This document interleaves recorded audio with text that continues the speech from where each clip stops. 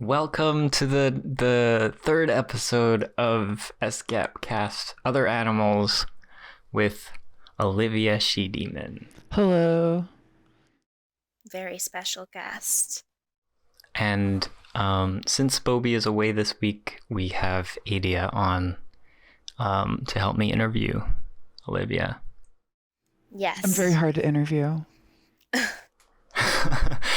It's more like I get nervous. Aw. You're doing great, Daniel. Thanks. That's why we have a co-host. Also, I like Olivia. She's a cool person. Thank you. Thank you. I really appreciate that. I like you too. Aw. Awesome. Well, how about you start by introducing yourself to those listening? Obviously your name is Olivia, but let's start off with some questions like, what are your pronouns and what country do you live in? Sure. So, my online name is She-Demon and my offline name is Olivia, and I am a she-demon. I'm a she. My pronouns are she, her. I live in US West Coast. If we have any other SGappers here, I'm trying to get a meetup going, so hit me up. One of the questions is anything you would like people to know about you, career, gender, race, and I'm going to answer that with, I get paid to sit at the computer. And How?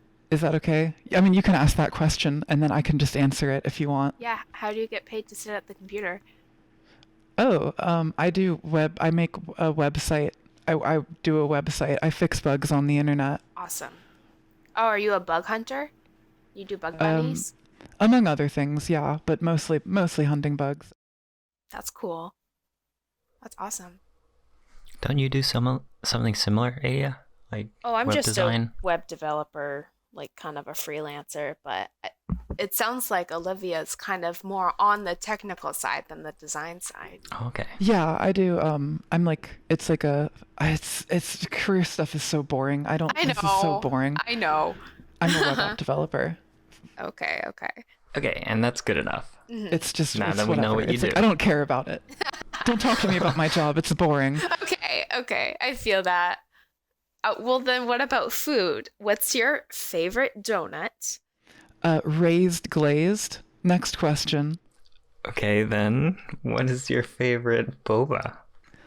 So I read about the different types of boba that they have, and I think that there's ones that are they have juice in them or whatever. The popping. That sounds so good.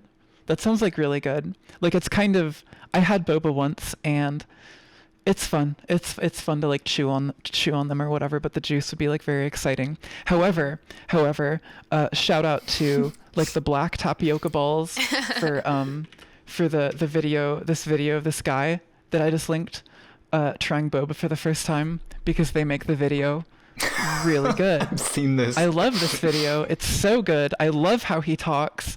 He's just so expressive and excited to try boba, but he is also he calls it the bubbas or something.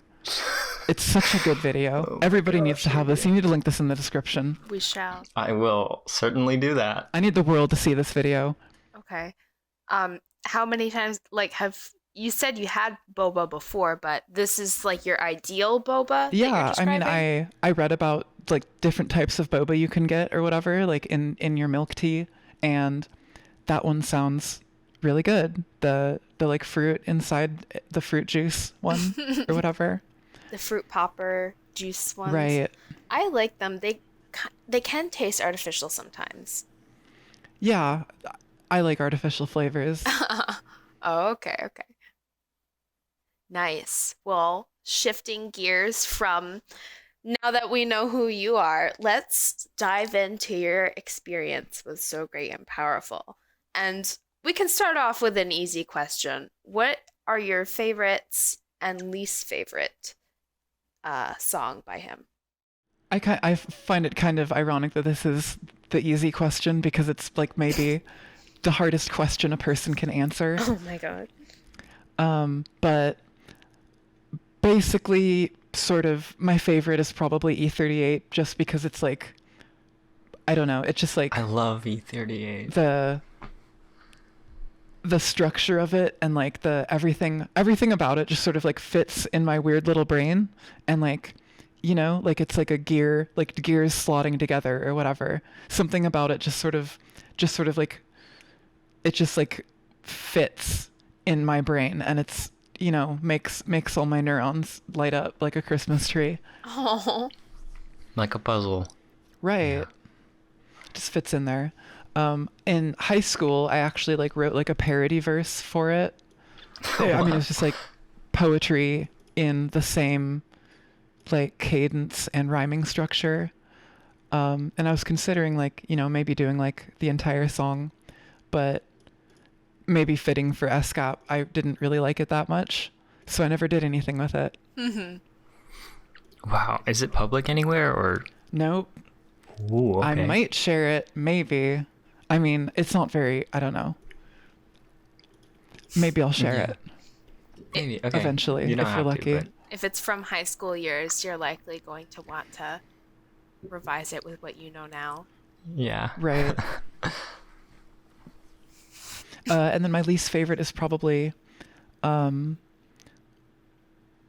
a hard question, but probably like what went wrong. Not because I actually dislike the song, but because like I dislike what it represents or whatever. Oh, really? There's like the whole drama with like Oh, Derpy, yeah. whatever. There was like some person who was being blamed for calling Derpy like offensive representation or something like that, like saying Derpy just does not belong in a children's show or whatever. And then the like Hasbro like responded or something, maybe not even like literally to the exact thing, but like by like, I don't know, like almost making censoring her eyes look different or something, as if that means anything at all, which is bizarre. But then like the fans were kind of uproarious about it, and there was a whole thing of drama, just kind of an entire like whatever backlash to that took the form of people like making tributes to Derpy and saying like, this character's actually really good, and like whatever offensive accusations aren't necessarily relevant on the basis of I like the character and I think it's fine. What are your opinions on Derpy? My opinions are, you shouldn't let memes into your show. Okay. Like it's fine as like a background thing or whatever. I don't know. I think that scene's really stupid. The I don't know what went wrong scene. It's just like, whatever. Why open a show with this? It's so bizarre. It's just really bizarre. That's But it's fine. interesting. But like, I don't actually have, I mean, like as a background character, Derpy's like really, really fun. I think it's like really fun to have that like like, I mean, as for, it's fine if it's Easter eggs, I guess, in the keeping Derpy's form in the background, but not making her like a main character. But SGaP's song, What Went Wrong, went with like that wave, and I think that's just kind of absurd. And also like, it's like, you know, there's like songs about each of the main six, and then Derpy. Like, you know, like, get effed, Spike. Oh, well, when you put it like that. Yeah, you're kind of, well, he had a song in E36, but that's a different album. That's true. Kinda. You know, I've But, never like, heard this take before. This is really... I know, Thank you. right? You're like, thank you. My opinions are valid. Thank you. I have such good opinions. You do. Every one of them is completely right. I always thought, oh, Daniel, you go. Okay, but don't forget what you're gonna say. Okay, I won't. We're gonna just go straight into it, I guess. I think Derpy was one of SGaP's favorite. He wrote like blogs about her, like, Oh, really? you remember on his like Tumblr, like there were these theories about like her being like part of everything and nothing at the same time. like representing the Brony community. Interesting. I liked Interesting. Derpy for that Everything reason. and nothing. Almost like it's like a null set. Yeah? In what way is Yeah. she everything and nothing? I don't know. You know, maybe I'm confusing it with Null. She's my everything. And she may be nothing to you. But what I do remember is reading about how Derpy represents the Brony community. That's what I always Because of the thought. way she... No, Yeah, I totally like- get that. Because Like- it's like an ascended meme from whatever the first episode or something that only happened Yeah. because of like, it was just part of the 4chan thread that spawned the fandom. That's why I thought he included her in the standard model, because it was like representing the Brony community that wasn't directly represented in the show in any other way besides her at the time before it became like a little more pandering. It felt more special back then. Yeah, for sure. Yeah. And it could have just easily been unfortunate timing with like the rest of the backlash to the whatever edit to that episode. But I saw it as part of the bigger trend. It was a real different time back then, 2013. Definitely. It was, that was season 2, right? I feel like that was the Yeah. season Yeah. where they started to become self-aware. Like the animation started to catch up with the pop culture trend. And so like at the end of the second season, you got like Vinyl Scratch taking off her glasses, or Derpy being referenced by name when that hadn't been done before. And that was the fan base like, oh, we're heard, Yeah, They the see Vinyl us. Scratch PRD. thing was such a huge thing. Oh my god. My phone went off. Because I have a wake up alarm for 11:30. Because For I this did the timing podcast? very wrong. Yeah, because I was expecting it to be an hour and a half from now, because that's 1 PST. And Yes. I'm really just you know, Yeah. it's whatever. It's fine. It's fine. I'm bad with time. It's okay. The But at least I'm story here now. the story is that Olivia set the time for us to do the podcast, but thought that EST was after PST, and so we came on time for what she had written down, but it was still like early morning over in PST, and Oh, yeah. she was like nowhere near ready for the podcast. So We woke you up with a call. Yeah. Sorry about that. yeah, Yeah, what I said was, can we record Sunday at like 1 PST / 11 CST / 10 EST? Which like, which is not how time works. that's not how it works. And then we came at 10 EST. Anyways. And I was expecting to come at 1 PST. Yeah. Yeah. Crazy.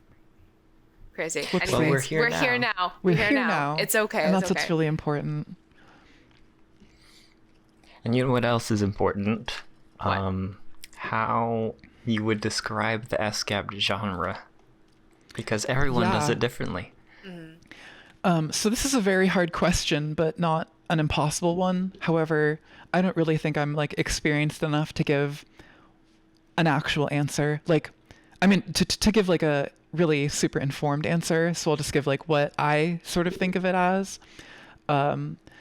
So the music is, SGaP's music is like really very varied or whatever. And I think that's one of the appeals.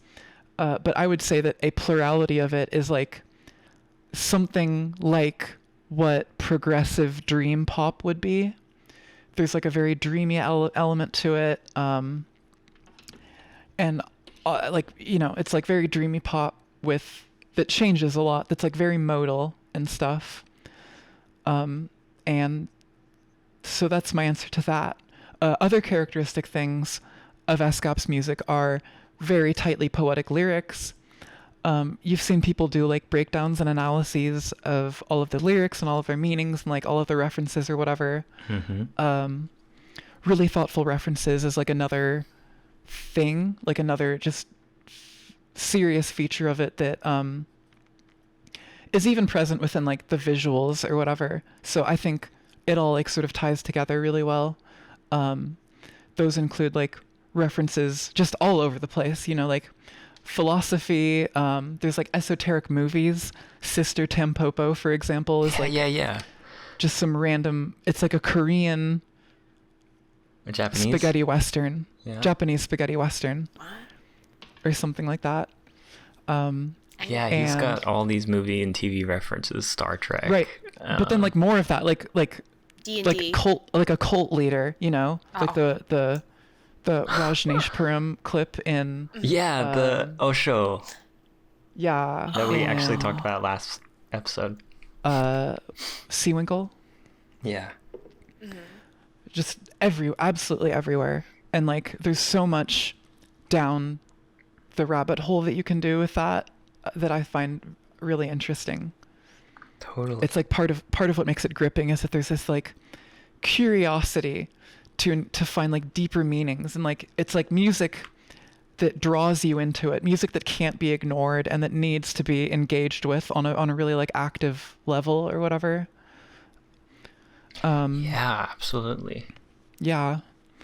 Like I think all of this together, like just the musical style and the lyrics and the references and like everything, instills this really deep sense of wonder at like, you know, like the world and like everything in it, kind of just the way that things are talked about, the way that things are explored. It's just like really, really, really deeply beautiful. There's almost like an otherworldly quality to it. It makes me kind of think of like, it's just like really, it is really unique in so many ways. And like the otherworldliness makes me think of like, the movie Velvet Goldmine, which is like a very strange movie. But there's this through line in it, which is that like really special artists, really special creators, have like, I mean, in the movie, it's like the main character, the like main character who's like sort of modeled after David Bowie gets like a special pendant from Oscar Wilde, from like passed down from Oscar Wilde or whatever, who is just given it by like a flying saucer.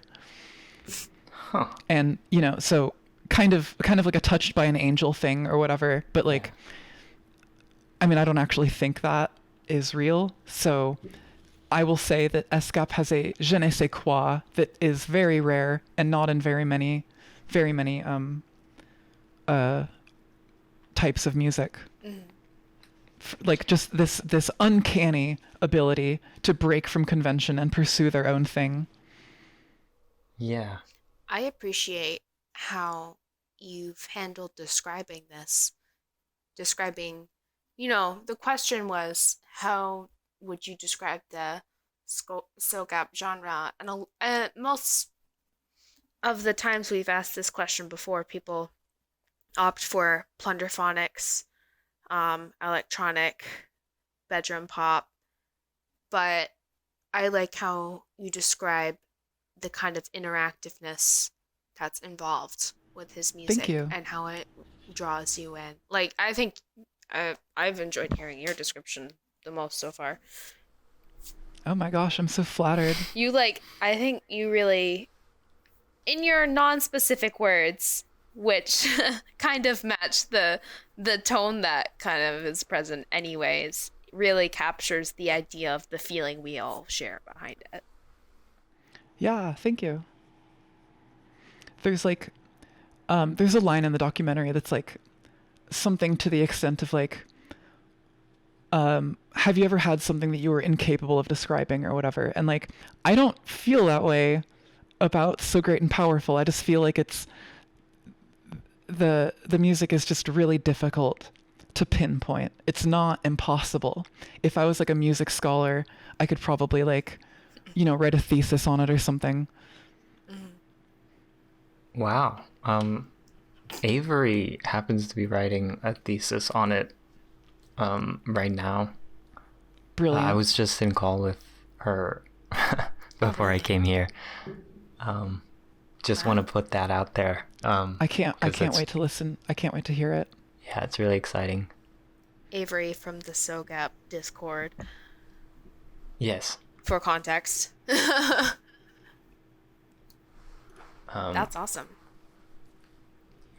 Yeah, but what you said about all the different connections and references, just put that image in mind of the constellations with all the dots and the lines connecting. That's what I thought of, in S2.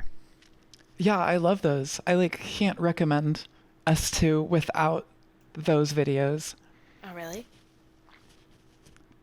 If you want to experience SGaP, you need to watch the videos. For the first time or whatever. Mm-hmm. Obviously, you can't do that while going on a jog or whatever. Yeah, honestly, I listen to most of SGaP while going on jogs and walks and things. So nice. I never. What's the best running pace SGaP song with a running pace? I need to write this down. I think slow contemplative walks, not running at all. Oh, okay. Yeah. Well, okay, that makes sense, I guess, because the music's very contemplative. Maybe Untitled for running. Oh, yeah, the 4-minute one. All right. I don't know. That's just what came to mind as far as because his songs flux in speed, honestly. Yeah. But when I thought of a beat that was kind of fast, I thought of the one that kind of morphs throughout Untitled. Your what is it called? Mother Nature's Son, I think, is good to run to, because it's I get that. Even I thought tempo. you hadn't heard that one. No, I hadn't heard. It was Hold on, give me a second. It was okay. All right. Not And the Rainfall. It was The Morning And. The Morning End. Okay. Yeah, that's the one I hadn't heard. Okay. Could also be the breakdown in 40 Winks. Ooh, yeah. Oh, that's nice. Is there a song by him that you haven't heard? No. Oh, okay. That's just a thing me and Daniel did. We each kind of saved a song so it would feel more special later. Mm-hmm. That's a really cool thing. I feel like I wouldn't have the patience to do that. I think Tin did it too. Oh, really? Tin 77. I think so did Colton Wow. Steinroni. He listened to one of the songs on the way home from Trot or something, TrotCon. Oh, which it's very cool. It's really cool to do that. I think it's a really neat thing people do. I've heard my song now, but it was kind of interesting to discover. Yeah, I have, because I got the CDs from Mini Otter. And I was like, this one is probably the one I haven't heard. Shout out to Amelia. Yeah. Oh, those CDs are amazing. Mm-hmm. Yeah. So how did you learn about So Great and Powerful? If you don't mind telling us the story on how you not got at all. into them in the first place. I probably got here by... I ended up listening to So Great and Powerful when I probably randomly clicked on the Flutter Wonder remix as a recommendation, because I listened to Pinkie Pie Swear a lot in 2011. And side note, you two need to add a note in the documentary description correcting the misattribution of Flutter Wonder. Oh, the top comment is that. Right. Okay. It might be good to acknowledge it in the description. Okay. Okay. I'll do that. But yeah, I think I pinned that comment, or anyway, somebody I don't think you pointed it out. In fact, I don't think it's the top comment anymore. Oh, okay. Oh, shoot. What if I just did it right now? I don't want to get too distracted. Yeah, don't get the keyboard. Could just make a note. I can remind you. Right. Yeah, remind me. She's like, oh, I will happily remind you.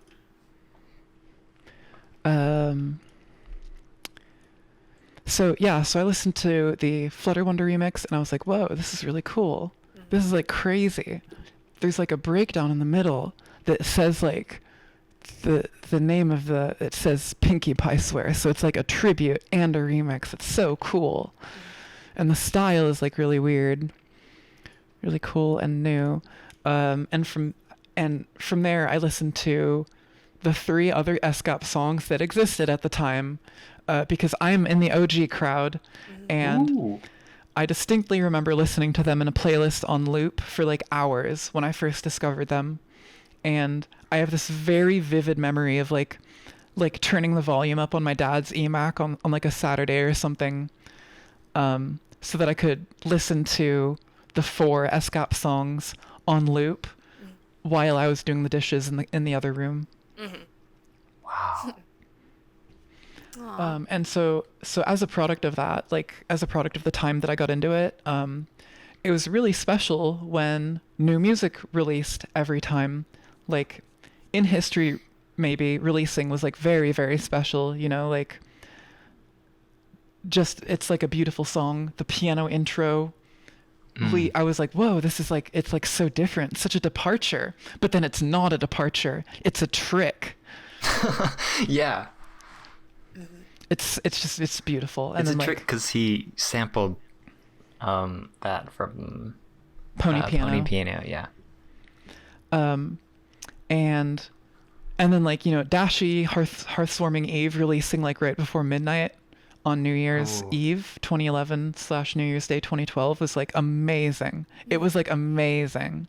I was like listening to it late at night, like, you know, like at home on New Year's, sort of having like a quiet moment. And it was just really amazing. Everybody's going through a midlife crisis in high school. It's just how it works. Right. It's just like a product of high school and, you know, being a teenager. And SGaP and Pony in general, but like SGaP in particular, was something to go to for me. Aww. And so I followed every release. It was like a big deal every time. And past like past the peak of like 2013 or whatever, when most of the music had already been released, it was still like one of my go-tos, just to listen to it casually all the time. Yeah, SGaP being a part of high school life is a common thread that I'm seeing. Yeah, high school sucks. It does. I don't recommend it. Very much. And yeah, I mean, I discovered him in high school. I think Raya did. Yeah, I mean, most of us are at the age where these songs were coming out in high school. I was in middle school. Yeah, I feel like a lot of people were in middle school. I'm 26, and I'm pretty sure I'm sort of tending to be the older of this group, this fandom. So I think people are generally going to be like younger than that, and like in junior high when like stuff starts releasing. I feel like that's normal brony age. Honestly. Yeah, that's valid. I always interpret it as people being like in their mid-teens, like me. Just because that's, you know, you assume that everybody in your fandom is like you. I always assumed that everybody in the fandom was older than me. Interesting. I don't know. That's because everybody was like adults and going to conventions, and I was still technically a kid and couldn't like go out and drive and be a part of it in person. Yeah, same with me. Yeah, that makes sense. I mean, I was just like 12 and 13. Like the age they would market Equestria girls for, you know.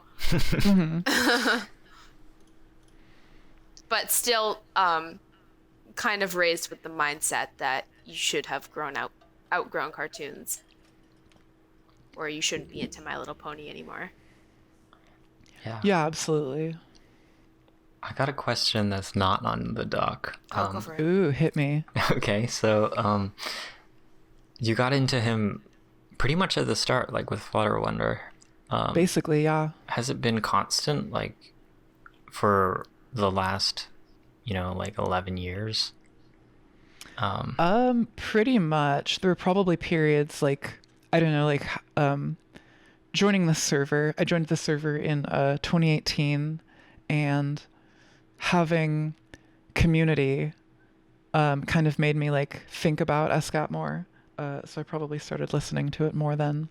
But I think it was basically constant, probably varied, as things do, but I never, like, went on a hiatus or whatever. I would, like, always return to SGaP after, like, a few months maximum or something like that. Wow, impressive. What kind of made you join, like, would you say you were a part of the SGaP community when it was alive, like when he was posting, or would you say you kind of more joined the community after the disappearance? Far after the disappearance. Like, again, I was, like, peeking at the Reddit every once in a while, and I only discovered there was a Reddit in, like, I don't know, maybe 2015 or something, and I peeked at it every once in a while, and only when I saw the Discord thing in the sidebar did I realize, like, holy shit, there's a community. Sorry, I shouldn't swear. No. Holy crap, there's a community, and, like, joined it, and, like, all of these people were, like, as enthusiastic about it as I was. So that was really amazing.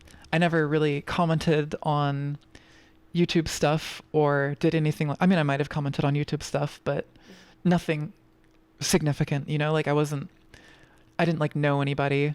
Yeah. Yeah, I think the Discord really did a lot for the SGaP community.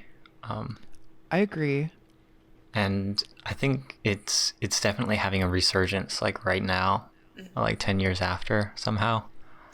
Yeah, definitely. When you say it like that.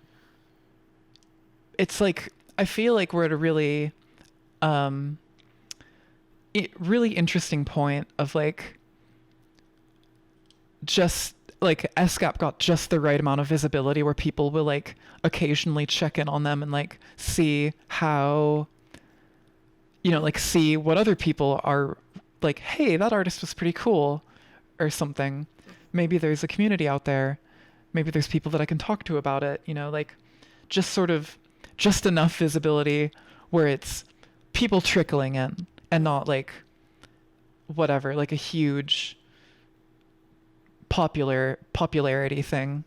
And I find that a very good position for a community to be in, where there is new blood, but there's very rare, like, hardcore passionate people, kind of. And that core community can, like, grow and thrive and meet up at conventions. Yeah. Without being, like, overwhelming. Yeah, not mainstream enough to be annoying so that people don't want to get into it. Right. It's still, like, a group of friends. It's not like, it's not like... Yeah. There's no tidal wave of new fans. Exactly. Yeah, I think one thing we talked about at TrotCon was how the community is small enough that we're still, like, a ragtag group of friends rather than a fandom, Absolutely. I really like it. This is going to be the stepping into what I have to say for the community question, but I feel like this thing in particular is what the internet is really good at, right? Like, finding people that have the same, like, connecting people that live in the same extreme, like, tiny armpit of culture. Yeah. And, like, just keeping them together and, like, come for discussing SGaP, stay for you have made best friends. You heard it here first. We're in the SGaP armpit, guys. That's right. All the hairs look like null sets. Oh my gosh. You're welcome for that image. Oh god. I'll be here all week. So, Okay. I didn't expect you to take it that far. that's going to be the, dare I say, title. The You're welcome. You're welcome for that. I'm not like contenders for the title of this episode is the armpit SGaP. Yeah. Oh my gosh. I don't know. Curly brace hairs in the SGaP armpit. Okay. This week on this week on SGaP cast on other animals. So, It's okay. It's so okay, Daniel. You anyways, can name your show what you want. There's I'm a just suggestion. reeling from that image. A mere suggestion. What is the next question? Why Well, do you think You go.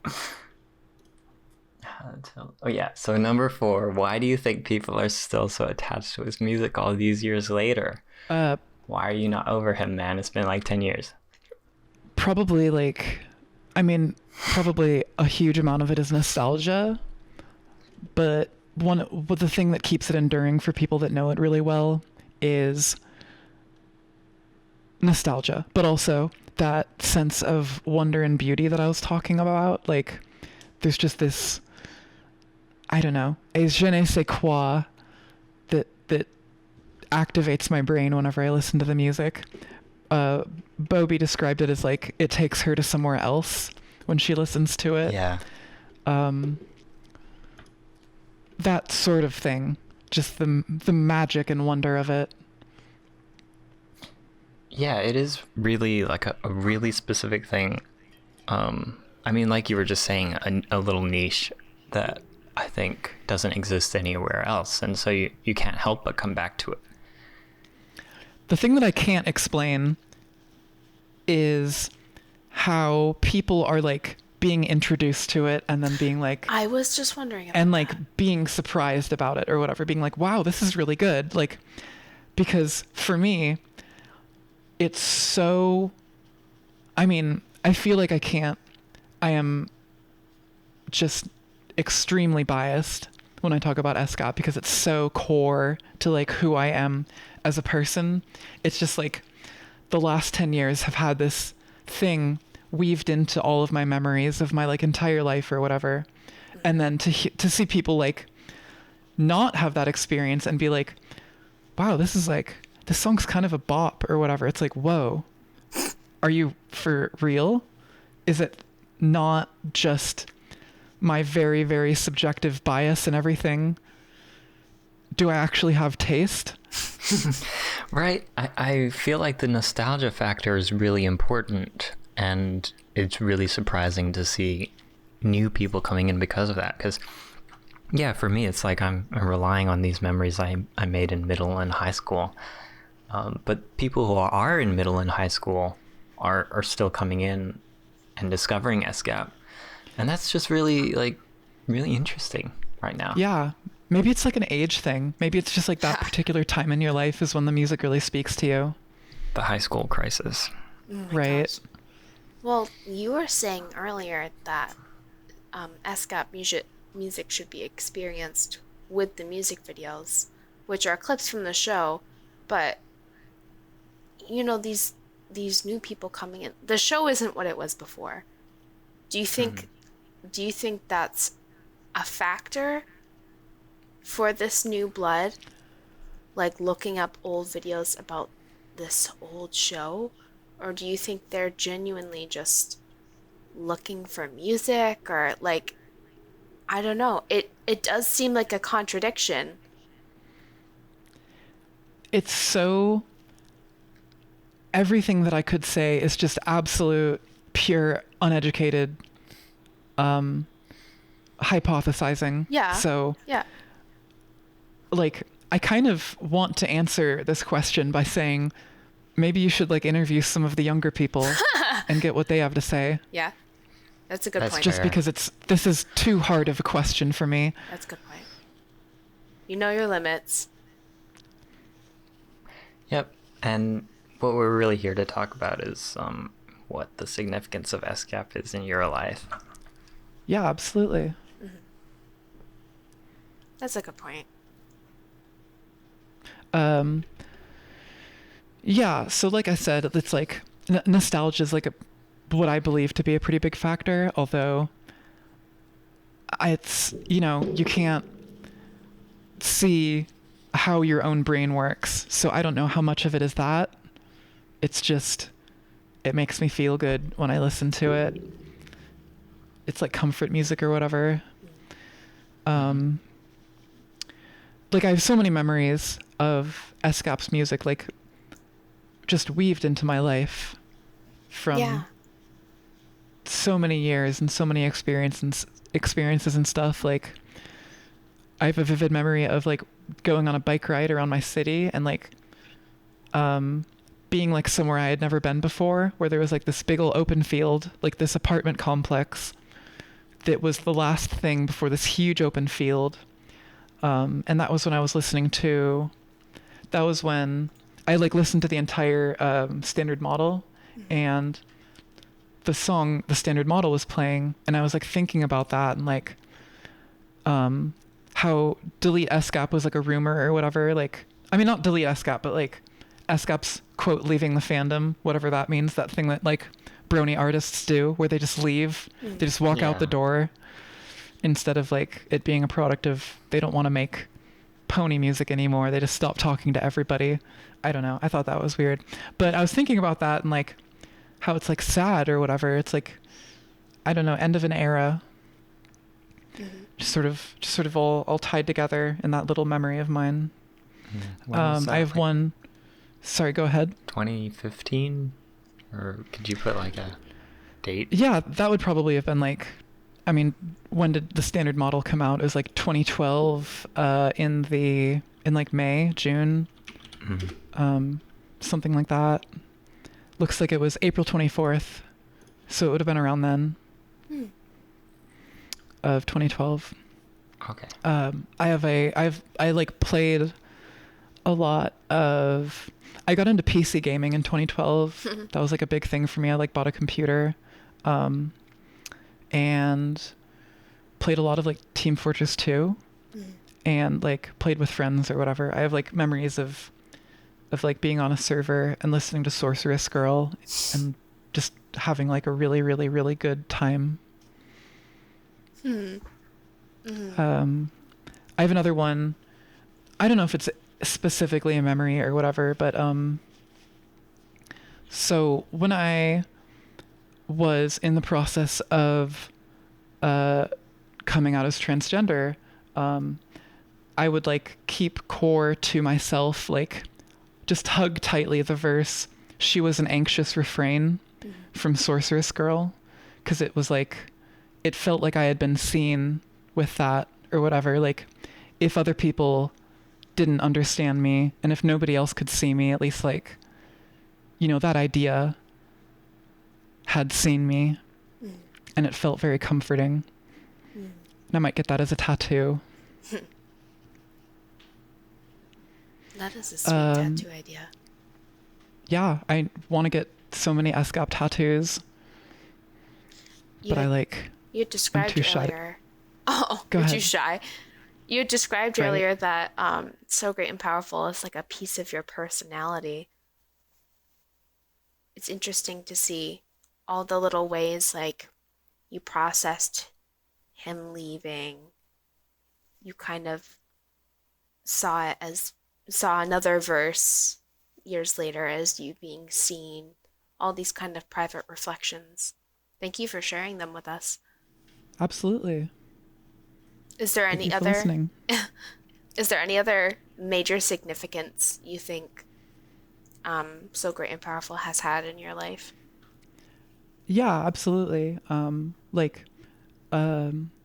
Featuring different artists and like interacting with them or whatever, got me into a bunch of artists, like down a rabbit hole of like very, very indie, like bedroom music, that I still very much live in today. So like one of the biggest thing that I got into as a result of So Great and Powerful was the music of Devi McCallion, aka Black Squares, aka one half of Black Dresses, aka Mom the Band, aka Cat's Millionaire, AKA Girls Rituals. Yeah, true. 7 trillion So band tapes. so much stuff. Yeah. It's so good, and it's so heartfelt, and like, I don't know. Looking at her early stuff, what was early then, her 2013 era stuff was like, that was like the first time that I learned that like people can transition and like lead amazing lives that aren't an excuse for anything, but are like fulfilling in and of themselves or whatever. And that had a really big impact on me. Like, even before I knew that I was trans, like, it was just amazing to see that that could be a thing. So that really like shaped a lot of my life. Her music's just so brilliant. It's just so, there's just so much to it. And it's the same thing where it like, you know, weaved into memories of like myself and who I am fundamentally. Remember like just like being sad several days, and like when I would be sad, I would like to listen to the Go Hard You Mix and Cry by Devi. Stuff like that. I never imagined all of that could be connected to So Great and Powerful. Yeah, Like, absolutely. You basically like got introduced to Devi through SGaP, is that right? Like, That's right. I would wow. not. I mean, if I had heard of, I probably would have heard of Devi later and been like, Yeah. just assumed she was like some very niche thing or whatever, instead of like, I wouldn't have looked at her work and personhood with nearly as much legitimacy if she hadn't been like featured by SGaP. Yeah. Yeah, there's definitely something to like looking at somebody with legitimacy. I will say I had a similar experience. Just being introduced to Devi's music through SGaP, and then Devi sort of introducing me to the whole idea of what it means to be trans. Like in high school, that was basically my initiation to what the whole concept of that is like. Yeah, totally same. And that's life-changing. I mean, that's real life-changing information. Good to have options. Yeah. And another thing I will say is that A Sorceress Girl is like a very trans girl song. It just feels like it. Right? Yeah. Right? I'm glad somebody finally said it. No, I've had this feeling for a long time, like, especially the Smile version, I think. I actually don't know the difference between the two. I'm so sorry. You what? I know there's multiple versions of Sorceress Girl. I just don't know the difference. The Smile version is the one that has the extra verse. I don't know what the extra verse is. It's This like, one's a chemist. Okay, I don't know that version. This one's a friend of mine. This one's a friend of mine. This one's an actress. This one's named Pinkie Pie. Yeah, and then there's like the comb your hair, tidy up, smile for us. Yes, I love that one. People have like mentioned, I think it was in this podcast maybe, that like that verse is like, you know, could be emblematic of like whatever, like the toxic way that society looks at femininity, like, hey, do all these things, just like sort of whatever. And that fits, but I don't like that read, because I like the read of like celebrating these things that a girl does, that some particular girl does. I think Raya said that last week. Not last week, last episode. And last week on other animals. Yeah. And I mean, I feel the same way. I was surprised by that take, because I just thought, wow, I want to comb my hair, tidy up. I want to do that. And she was like, look at all these things that girls are expected to do that, I think that's really interesting. It's definitely a gender song. Very gender. SGaP is kind of a little bit like really gender. So gender. You've said before that like you think his voice is like, it's like refreshing to have like a soft male voice or whatever. And I feel like I read his voice as extremely androgynous, and like maybe probably like deliberately so, because it's like probably like pitched up or something like that, and like just sung at a really soft way or whatever.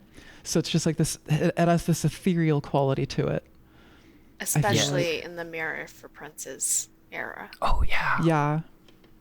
I've Definitely. always wondered why he did that. Like, just for that specific era. It was so minimalistic, and the voice was pitched up. I don't know. Maybe David has some gender going on. I don't know. I'm just very curious to hear the reasoning behind these different creative choices and names. Yeah, the constant changing of names. I mean, I don't want to get too speculative, but like I always feel a little bit odd using he him pronouns for the artist.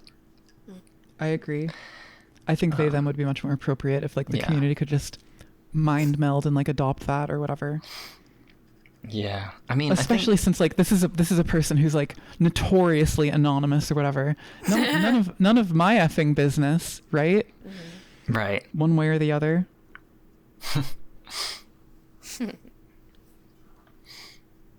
So, regards his effing business, do you think that he was a jerk for doing the self-delete? Do you have any thoughts about this? No. No, you don't have any thoughts. I do not think. I don't think they were a jerk for that. Okay, no. And yes, I do have thoughts. So of course. Yes. Consider. Like, yeah. You one day you're like, hey, painting sounds kind of fun. I want to do some painting. So you make a painting, and like, you know, you're in the process of it. You're like, this is great. It looks like so good. You know, like it looks so. This is like so great. Like whatever. I'm having so much fun with this. Yeah. And then like afterwards, you know, you're like, maybe as you get to the end of it, you're like, actually painting's kind of hard and I've strayed from my goal a lot or something. Mm-hmm. And then like, you know, you look at it the next day after it dries and it's like, oh my God, you know, how did I do this? This looks awful. There's misplaced strokes. Like the images of like the objects are like poorly shaped or whatever. Like the composition's just all off, and you look at it and you're like, oh, this is just upsetting. You know, like there's so many mistakes in this. Like, I don't even want to look at this anymore. So then you throw it in the trash, all right? And because you just want to forget about it. And then some person walks by and looks at it and is like, this is amazing. All these misplaced strokes are like so evocative. You know, these shapes are so interesting, like these little blobs. Like, what does it mean? This color choice is so profound. And like, people are like, you know, congregating around it, and they're like, oh my God, what is this like masterpiece? Who did this? You know, and you just see this happening, and like people are like interviewing you about it or whatever, and you're like what the hell? Like, it's just so obviously bad. These people have no taste. Like, they're missing the fact that every single part of this is like marred, and like, I just ruined this painting, you know, and they're like, and they're saying these things about it that just are wrong, and it's just like, it just doesn't make sense, you know, and like you become famous for something that you did in like a half an hour, your first time doing anything significant or whatever, and it's like, and you see every time people talk about it or whatever, every time people like mention different aspects of it, you're like, oh, it's just like, if I only hadn't made this misstroke, or if I had like looked at the reference better and like shaped this vase right or something, and like if I knew about as much about like color theory as I do now, like I could have made this not look so like gross and like unsettling, and like, I don't know, like you know what I mean? Like, mm-hmm. If you don't like your stuff, it makes it very hard to be celebrated. And so I completely understand why, like, why their approach to the music was one of distancing, you know, like, because somebody like that is just a perfectionist, kind of, and like, I mean, not a perfectionist in like the way that everybody uses it, but like recognizing sort of maybe like a retroactive perfectionist, like retconning the things you've produced to be like, and thinking about it, and like merciless analysis of one's own work, I guess. That's a great analogy. Yeah, I think that works. And also there's like a potential, I think like Raya touched on it. There's like people maybe have like missed the important parts of something, like the deeper meanings and like constructs and structures or whatever. Like, you know, like imagine like pouring your heart into something like poetry, only for it to be like exclusively read at surface level or something like that. I don't think that was the case here. So, I mean, maybe, like, it's hard to know, right? Like, people are reading into these lyrics and like finding their own meanings and stuff, and like it's impossible to know what was intended. And that's just a possibility, you know, like, and there's also like imposter syndrome, like that sort of entire thing would bring a lot of imposter syndrome of like this fame. I am a sham. I have made bad art and people are like understanding it for like the wrong reasons or whatever.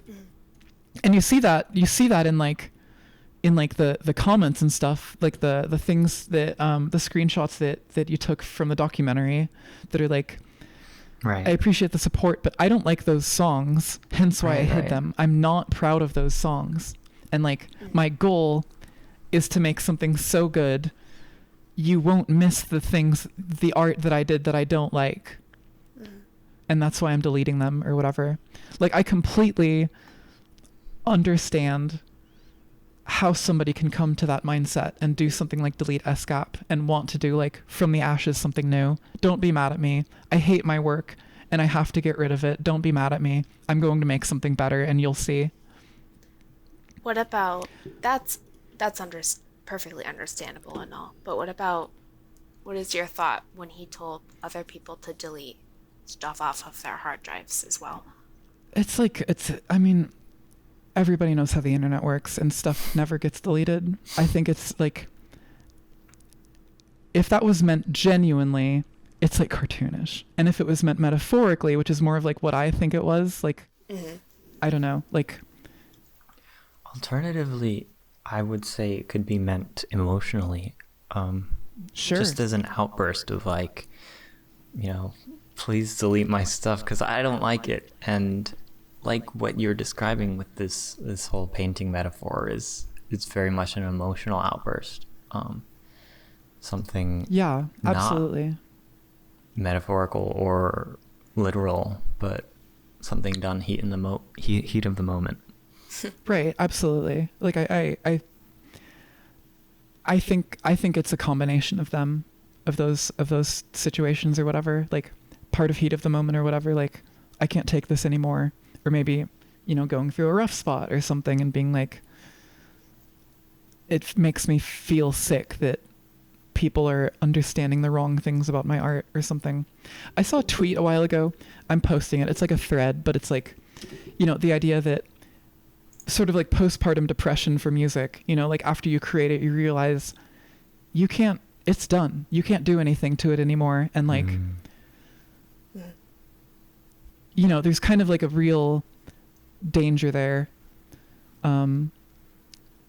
Like, yeah, there's a real big feeling of vulnerability with it.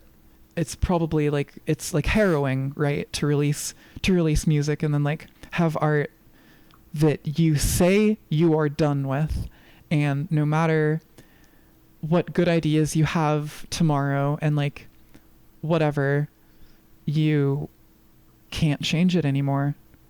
It's like sad in a way. One of my friends from the server, one of our friends from the server, I had like really extensive conversations with him about this, and like how he like doesn't release anything because he never thinks his music is ever good enough. Wow. Ooh. Yeah. I will say this reminds me of what we were just talking about this morning in the call chat of the server. Without you. Oh, wait, no. In the So Great and Powerful culture. Okay, Yeah. go on. Go on. With Avery, we were talking about jazz and the way a lot of music just is improvised in the moment. And that's what music was before, recording technology came about. And Absolutely. the nature of music is something that you hear it and then it's gone. And, this idea of releasing something and having it live in somebody else's hard drive is, very, very new in terms of like human history. And so maybe this whole imposter syndrome thing, this postpartum depression thing that we're talking about is a result of that. Maybe. Totally. I could totally see that. Side note, you should also link this tweet in the description. Oh, Just absolutely. for context, I think. Will do. I'm so sorry. I have to run to the bathroom really quick. I'm going to leave the recording going so we don't like mess anything up though. No problem. Okay, all right. Be right back. After the break. I was actually thinking it would be good to have intermissions from now on, Yeah, that sounds great. because it's hard to like focus on one thing for a really long time. Oh, no. Don't.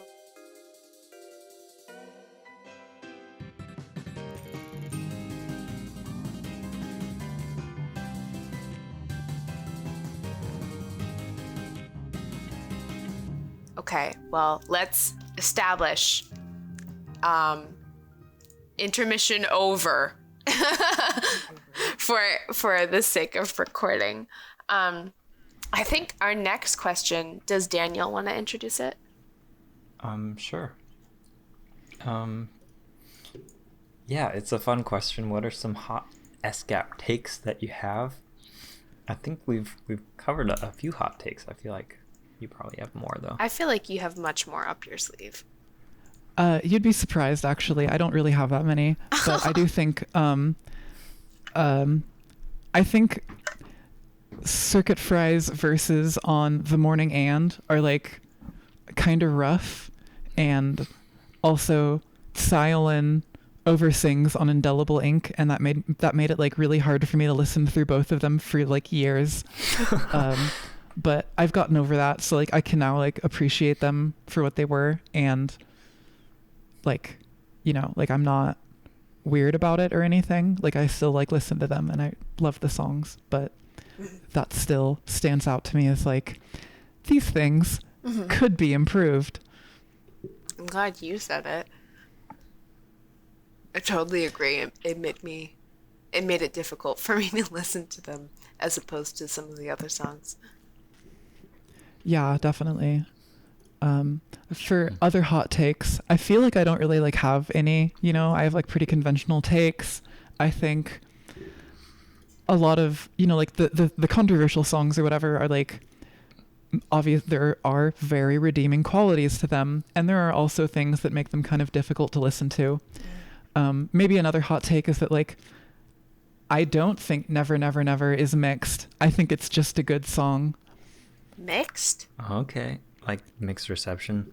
Right. Or I don't think it's like, there's people who really dislike some parts of it, like some things about it. And that is not the case for me. I love that song. Daniel doesn't like it. I can't stand it. I really like listening to, I followed Psychedelic Brony before the SGaP collab though. Oh, wow. So I'm biased. I like go back and listen to Psychedelic Brony's music and I'm like, wow, this isn't really that good. With some exceptions, All Six of Me is a banger, certified banger. Recommend it to everybody I'll who link it in the doesn't hate description. Never Never Never. Dang. Not my favorite. I mean, like, the other songs are not my favorite.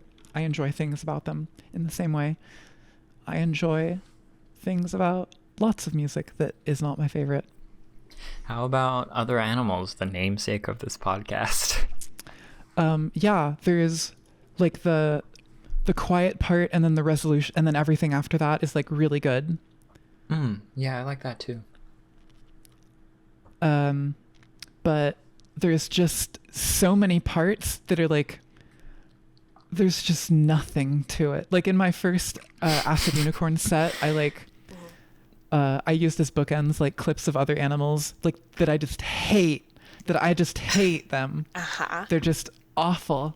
It's just the worst parts of the song, and like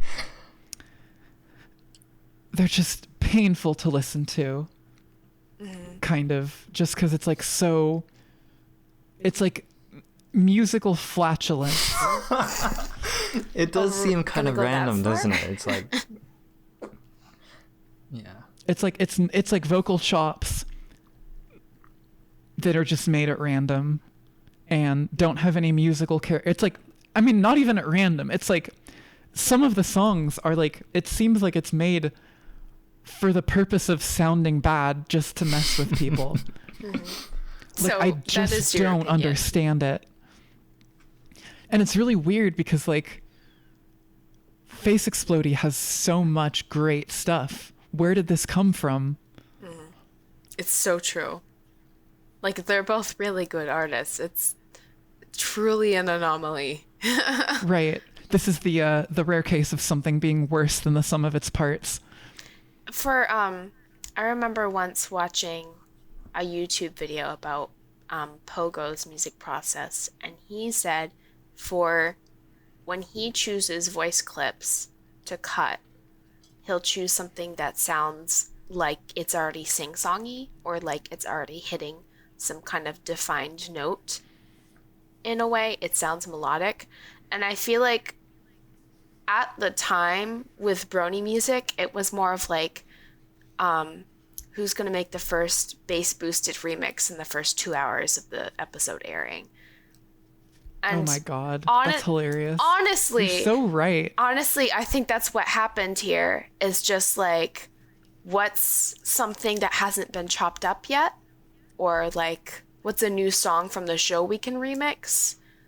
Even though that, like, maybe this song didn't get a lot of attention, and we're going to give attention to this song that didn't get a lot of remixes, and that's going to be our thing. We're showing love to the unloved, and it just wasn't good content to begin with. I don't know. Absolutely. And like, the thing is, when the song gets good, it like sounds like Face Explodey. It just sounds like Face Explodey's regular stuff of like using chops as like kind of like more rhythm than most people do. Like, and while also having like some fun little synthy backing track, like some funky little thing going on, where it's like really musical in a way that elevates. It's not a remix of the source material. It's its own thing where the source material is used as like punctuation and texture. I feel like, I don't know, it's just such an anomaly of a song. It really is. Yeah. I would love to just have an instrumental. That'd be nice. I mean, it elevates the back part. Like the whatever, the part that I like is better because of the samples in it, in my opinion. That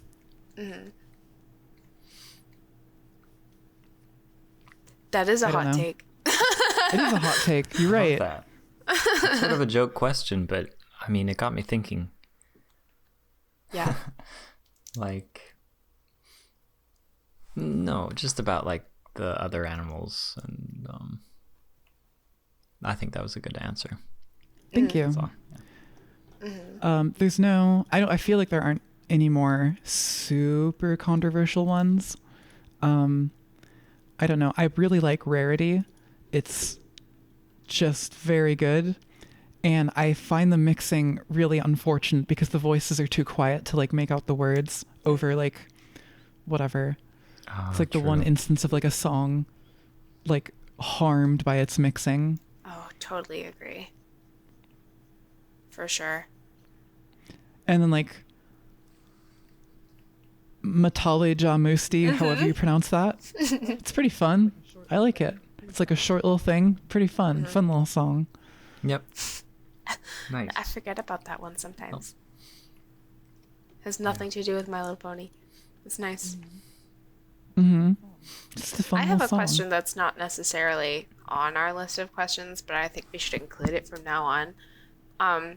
Who is / was your kind of favorite My Little Pony character? Nightmare Moon. Nightmare Moon? Nightmare Moon. I had like I was really affected by Devi's I'm so sorry. I'm So Sorry. Yeah. The album. I really, really liked it, and I thought that it was like such a compelling story, you know, like that like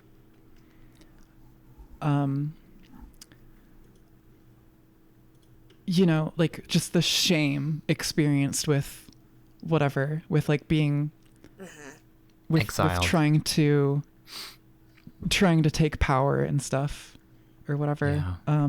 I had like a little headcanon with it that was like maybe Princess Luna is like a like manipulated, like brainwashed version of Nightmare Moon, who's like Celestia's actual sister, who's like her twin or whatever, because they have like the same body model type and everything. Yeah. Oh. Oh Like my how God. cool would that be? And I had like an idea for a really like grim dark fan fiction about it, where like whatever Twilight like uncovers the secret or something, and then like Celestia like tries to kill her or whatever. I don't really want to write that, I know. to be That's honest. actually- but it is a fun thinkaroo, I guess. Kind That of. is a great thought experiment. It reminds me of the C.S. Lewis book, The Silver Chair. I don't know if you're familiar with it, but it's about the same I'm sort of not. idea. Inform me. It's about this prince who like is normal and regal and royal by day, but at night he goes crazy and has to be strapped to a silver chair. The twist is that he's brainwashed during the day. Interesting. That's kind of similar. If Yeah, we're I totally get that. if we're entertaining your modern fan fiction in context with I haven't seen the ending of the show, but I know that I haven't either. Twilight outlives her friends and gets Celestia proportions. But if rolling with that idea, Luna being brainwashed, being limited in power, being limited in form, how that would play with Twilight being allowed to have that much power and Luna not. Well, this was before. Oh, I know. I'm just rolling with it, Oh, yeah. like Oh, that's interesting. Yeah. Yeah, that's interesting. Like, as if this was a modern fan fiction. right. And like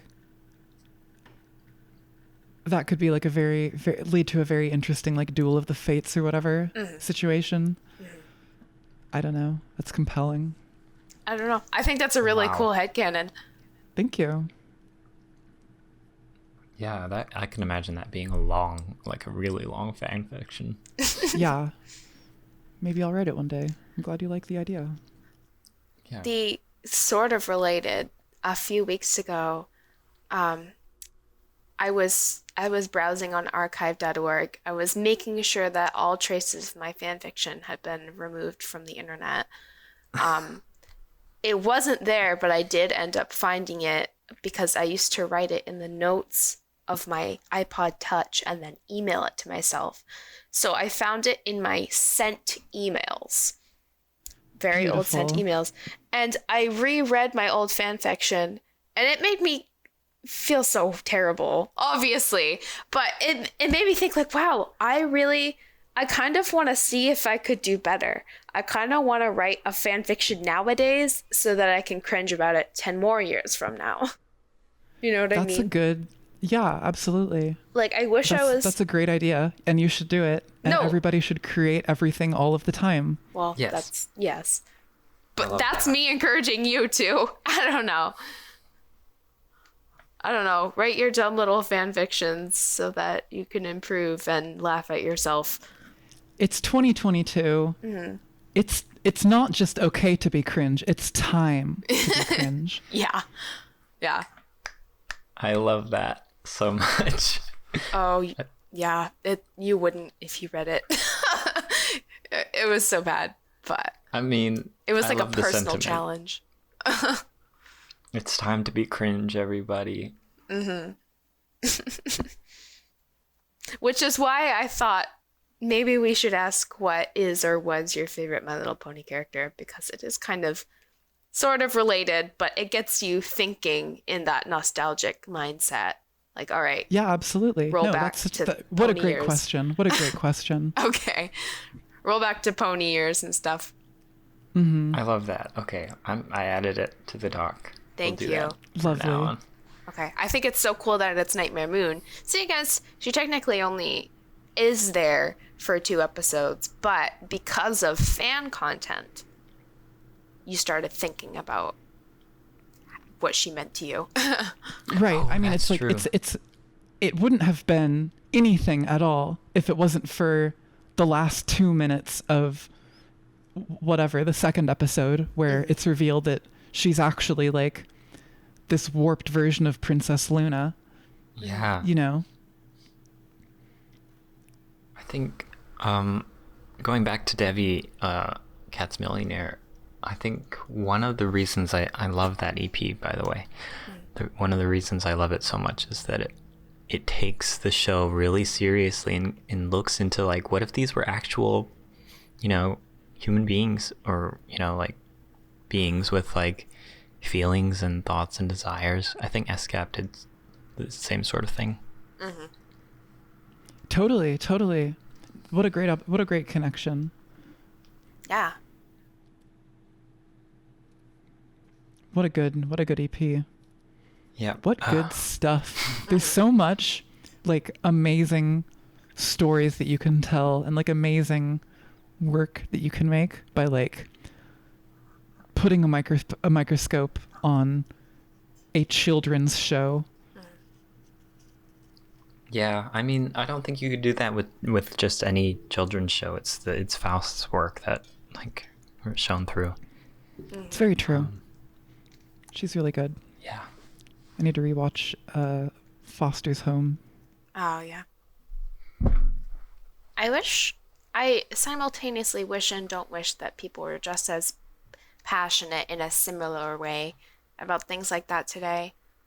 Just the idea of, like, the whole being a fan over a show wasn't a new concept, but the real barrier in front of everybody was, why can't I like what I like?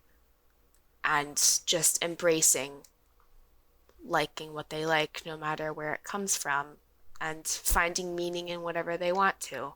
I Absolutely. simultaneously wish that there was some kind of like what is that? I don't know. Innocent introspection, innocent mass introspection going on with some other media.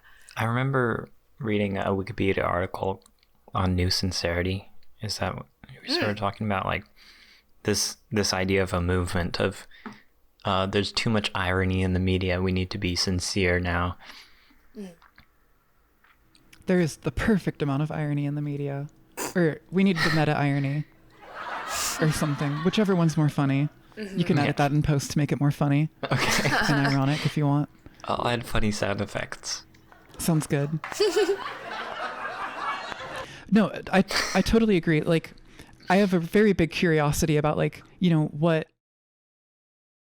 why, like, are there any other fandoms that have nearly the same scope as, like, the pony fandom or whatever? In terms of, like, maybe the same vibe is the word I'm looking for. Like, are there like show fandoms that have this vibrant of a music community? Is that possible? what's different about Pony for having a music fandom? Like, I don't know the answer to these questions. Please tell me if you do. I don't. I mean, we were talking about this at TruckCon as well. I think during one of the panels. Like, it's hard to know when you're not in the fandom how serious people are outside of it. My girlfriend Victoria was, there with us at TruckCon, and she was looking at me like, how can they say that about other fandoms when they're not in them? Oh, really? Because she was in the Homestuck fandom and some of the others. Ooh, Super maybe I Hulak. should talk to her. I was too. Homestuck. Yeah. Super Hulak. That's very antiquated. Actively or retroactively? I'm not sure. But anyway, the point is that it's hard to tell when you're not in them. And I don't know if Super Hulak has music, but Homestuck definitely does. Totally. And like there was like a meta thing or whatever where like fans would make fan music for Homestuck, and then like they would put the fan music into Homestuck. Oh, really? Which was kind of a very cool thing. Huh. Oh, yeah, it became part of the canon. I mean, that's one thing that couldn't happen with My Little Pony, because it's... Well... I mean, Homestuck is this, like, little online webcomic, right? Yeah. Yeah. I feel like in the later seasons... Extremely 2010s media. I feel like in the later seasons of My Little Pony, they would just throw things in regardless of whether or not it mattered to the My Little Pony canon, just to kind of get interaction with bronies of the week. I don't know. Like the 100th episode had like confirmed Dr. Hooves and Derpy, and it was just like, it didn't matter anymore, Boring. I mean, it's the same thing I was talking about. It's like your community should not change your show. You shouldn't do that. Like, I think they were treating it like, well, it's practically canon according to them anyways. Might as well make them happy. Stupid. Yeah. That's stupid. I don't know. I would say they could have done it better. Like, I don't know. How did you feel about Adventure Time, including Finn? I mean, what was it? The gender swapped versions of Finn and Jake. That was also a fan theory. I haven't watched Adventure Time. Oh. I'm so sorry. I only saw like the first 2 seasons. I'm well, so sorry. For me, I was into the show because I liked the silly little jokes. My impression was whenever I saw those gender swapped episodes, I was just like, oh, this is a lot more serious in tone. But that's just me because I didn't see that far in the show in general. Well, I heard they did that because of the online fandom. And the way they handled it was different, because it wasn't like canon. It was like the Ice King was writing fan fiction about Finn and Jake, and in the fan fiction they were gender swapped, and then...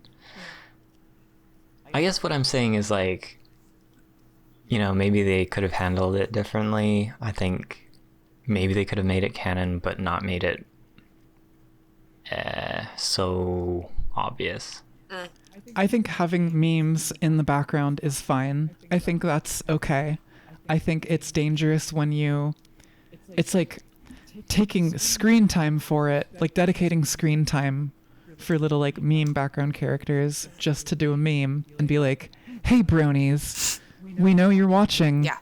Wink. Yeah. Here's our little wink to you. Yeah. It's like you can do a wink by having just like Derpy in the background with her silly eyes or something like that. Yeah.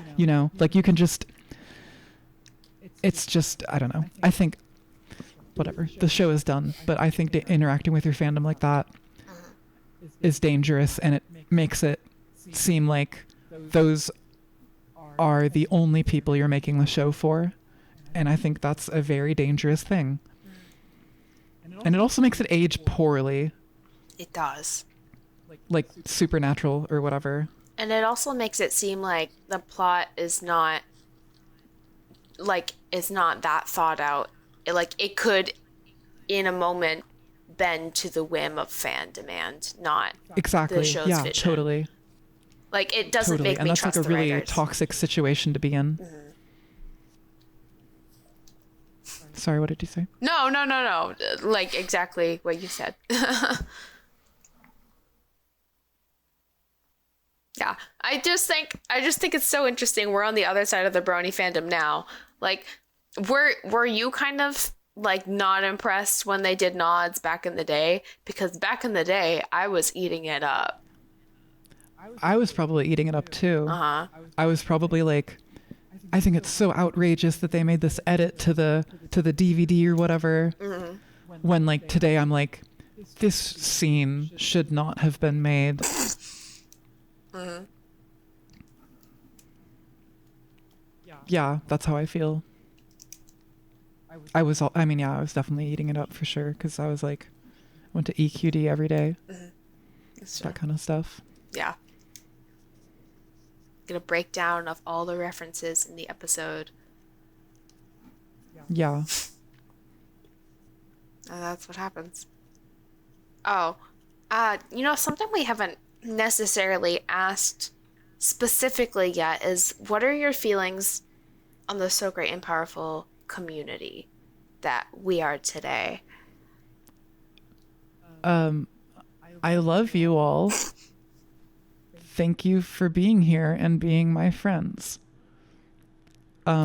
It's like really special to be in a community like this, where it's like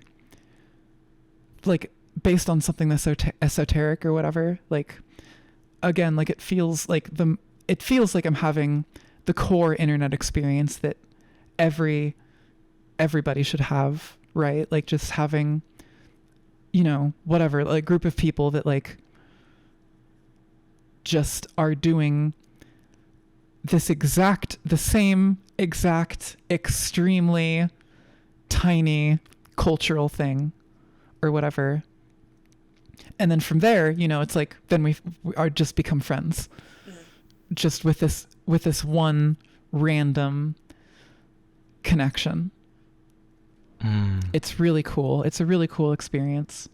I think that our community in particular is like done really well. So in 2018 when I joined, I had this extremely extensive conversation, shout out to Violet, about like, what are your favorite things about SGaP? How did, like, what does this music mean to you or whatever?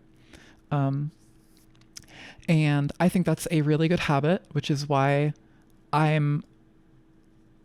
go out of my way to like ask people those questions again and like respond to their messages and like engage with them, because like that experience was so influential to me, because like SGaP was already such a big deal in my life, that like being able to talk about it with somebody was like electrifying. And so I just babbled for like an hour or something that day. And I kept like, I wasn't really active in the server. Like I kept lurking for a long time before really like becoming active in like 2020 or whatever. And like using it as my pandemic socializing, like I think a lot of people did, which is another reason why TrotCon 3 weeks ago was so cool, 4 weeks ago, whatever. I was gonna say, was that recent? Yeah. Oh, it was like a month now. Yeah. But yeah, I totally agree with what you were saying about being connected. A lot of social media and the internet, it's like made for connection, but what you feel when you use it is not connected. But totally. I mean, it's made for. It's like, I don't know. The internet is like, the way that the internet works nowadays is like commodifying every single tiny interaction to like something that's just an exchange of like an internet point or like a little bit of visibility or whatever, like just breaking it down, stripping it to like the most empty, vapid whatever, and then like what's like in the it for you? People often like really don't realize like how much the medium changes the message, like with the way that tweets are just like very concise jokes. They have to be a very concise joke. They have to like include impartiality and like acting cool, because if it's acting vulnerable or something, then like that doesn't do as much engagement or whatever. Right. Like long form discussion is just like being crushed by whatever, by like capitalism essentially. And like I think that that's really a really unfortunate consequence of the way our society has developed, internet culture has developed. So it's really refreshing to have places like this where like what we do, the only thing that we do is discuss things at length and like have those heartfelt discussions and like share what really makes us, I don't know, where our heart is with things, where our heart is with the things that we love and that we enjoy. That's beautiful. Yeah. I love your take on wholesome internet culture and practices, you know? Absolutely. Yeah, I love that. This is what the internet was made for. Yeah. I really feel that way.